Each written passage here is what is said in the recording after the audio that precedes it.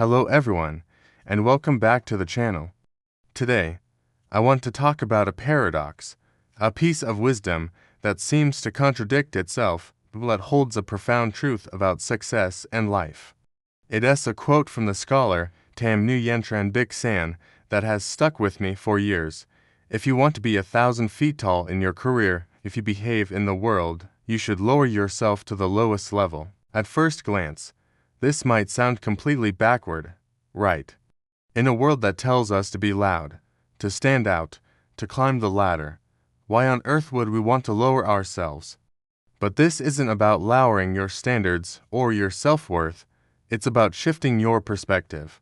It's about humility, service, and understanding the foundation upon which all great things are built. Think about the tallest, most majestic trees. They don't just spring up into the sky. Their strength comes from what's unseen, their deep, sprawling root systems. They lower themselves into the earth, drawing nutrients, stability, and water. The deeper the roots, the taller the tree can grow, withstanding storms and droughts. Our careers and personal growth are no different.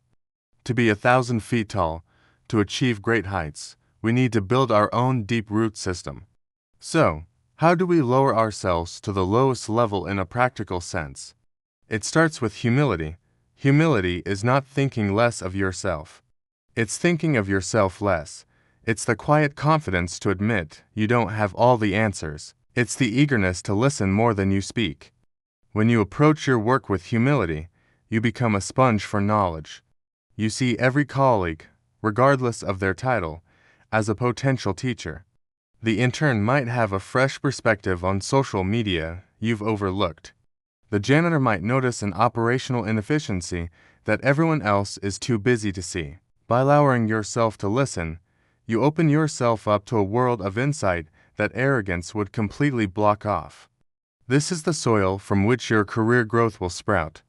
Next, let's talk about the idea of service. To truly excel, to become indispensable, you must focus on serving others. This means asking, how can I help? How can I make my team better? How can I solve this customer's problem? When you shift your focus from what can I get to what can I give, a magical thing happens. People start to trust you. They see you as a reliable, supportive pillar of the team. You become the go-to person, not because you demanded the spotlight, but because you earned it by consistently adding value. You're building that strong foundation, brick by brick, act of service by act of service. This is how you build influence that lasts far longer than any formal title. You're not just climbing a ladder, you're building a staircase for yourself and others. This principle also means embracing the lowest level tasks, the work that nobody else wants to do. It's about being willing to get your hands dirty. An aspiring chef doesn't start by creating Michelin-starred dishes. They start by washing dishes and chopping vegetables. They master the fundamentals. In any field, there are foundational tasks that teach you the business from the ground up. By willingly taking on this work, you gain a comprehensive understanding that is invaluable. You learn the nuts and bolts of the operation. This hands-on experience gives you a credibility that theory alone can never provide. When you eventually lead a team, you'll be able to lead with empathy and true understanding because you've been there. You've done the work. You haven't just read the map. You've walked the terrain. Think of the greatest leaders and innovators. Many of them embody this principle. They are famous for their curiosity, for asking questions, for spending time with frontline employees and customers. They understand that the best ideas don't always come from the boardroom. They come from the lowest level, the factory floor, the customer service call, the user feedback form.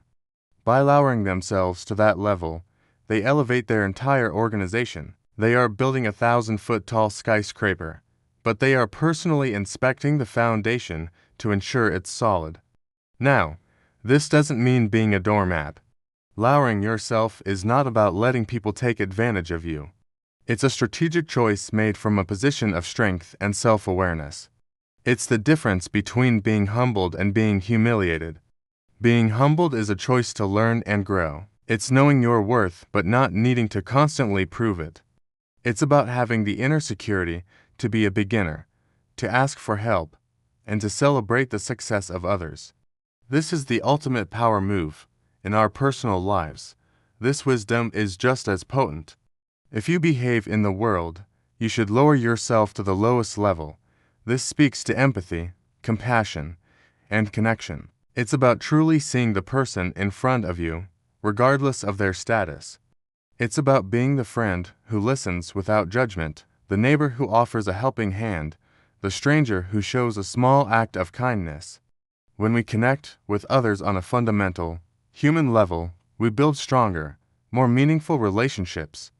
We enrich our own lives and the lives of those around us. By grounding ourselves in humility and service, we find a more profound and stable kind of happiness, a happiness that is independent on external validation or status.